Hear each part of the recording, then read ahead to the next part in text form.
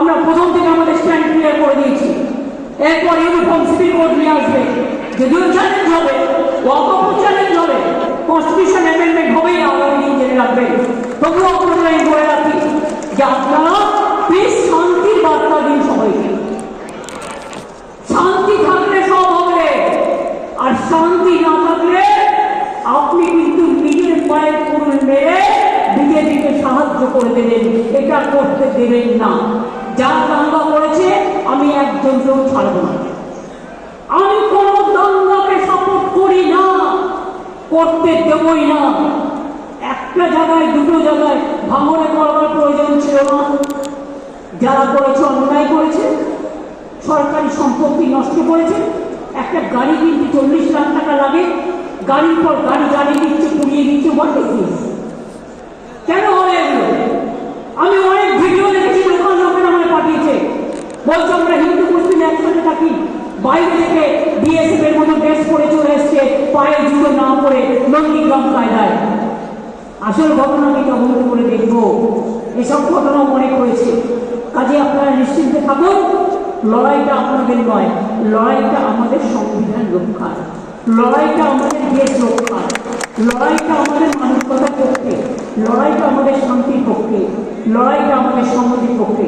All ইমাম অ্যাসোসিয়েশনকে বলবো একসাথে কাজ করতে। মুসলিম পার্সোনাল ল বোর্ড থেকে শুরু করে, মুয়াজ্জিন থেকে শুরু করে, ইমাম থেকে শুরু করে, যারা আরো যারা আছেন মাদ্রাসা থেকে শুরু করে, সবাইকে অনুরোধ করবো একসাথে শান্তির বার্তা দিন এবং হিন্দু মুসলমান একসাথে থাকুন, ভালোভাবে থাকুন, কারো প্ররোচনায় পা দেবেন না। আর আপনাদের মিটিংয়ে আমি ঘোষণা করলাম যে 2-3 মারা গেছেন, 3টে পরিবারকে বিএসএফও গুলি চালিয়েছে, তার বিরুদ্ধেও অ্যাকশন হবে।